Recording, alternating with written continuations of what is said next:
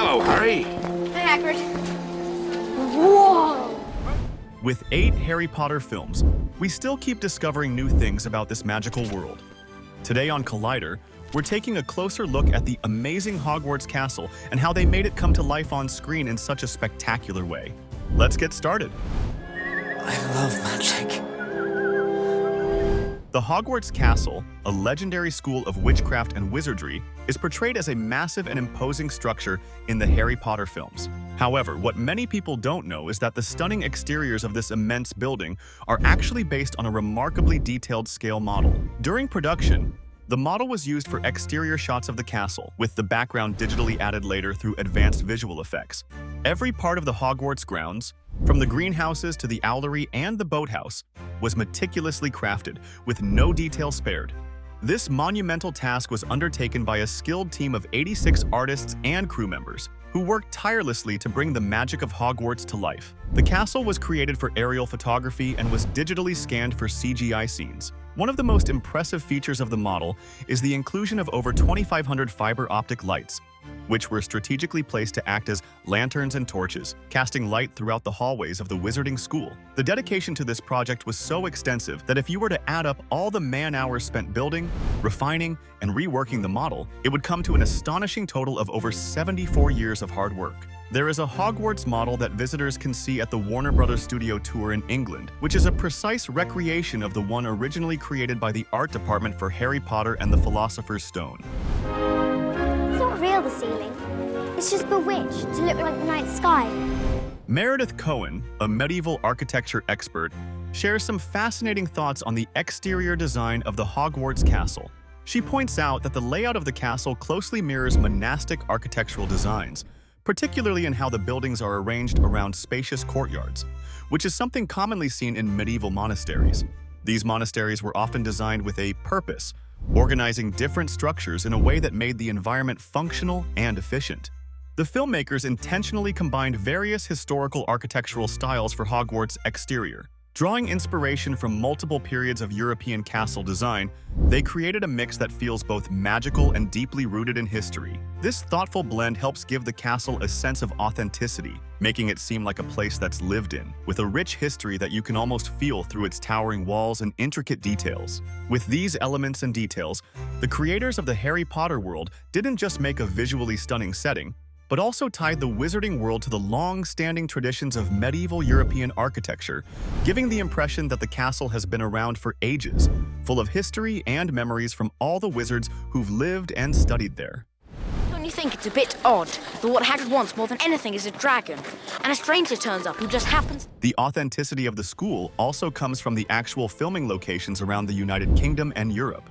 A lot of the exterior shots of Hogwarts were filmed at real places, like the University of Oxford and the beautiful Highlands of Scotland. These magical and old places really help bring the magic of Hogwarts to life. Alnwick Castle, located in the north of England, is famous for being one of the main filming locations for Harry Potter and the Sorcerer's Stone.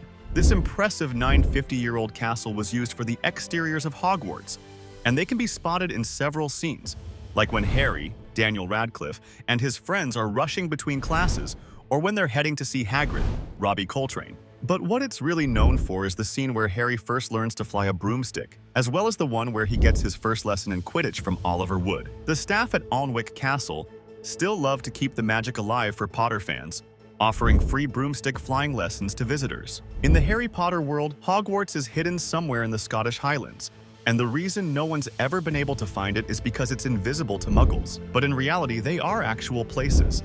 One of them is Loch Arkaig.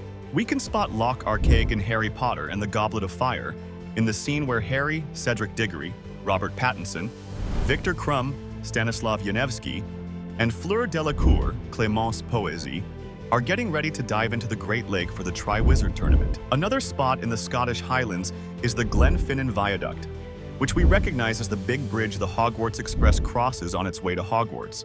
It's such a classic shot, and definitely a must-see for any fan of the films. And last, there is the Clawcheg Inn in Glencoe, which served as the exterior for Hagrid's hut in Harry Potter and the Prisoner of Azkaban. Visitors can even run down the same grassy hills that Harry, Ron, Rupert Grint, and Hermione, Emma Watson, did on their way to Hagrid's home, all while taking in the stunning beauty of the Scottish landscape. Hey, come on now. Come closer. Let's talk if you don't mind. I got a real treat for you. Just like the outside of the castle was made using models and filmed at different locations, the inside of Hogwarts was shot in a bunch of iconic places too. These real-life spots helped bring the magic of the interiors of Hogwarts to life, making it feel even more authentic and epic. The Gloucester Cathedral is an example of Gothic architecture, and it's a place that really saw Harry and Ron grow up from their first school year to their 6th year.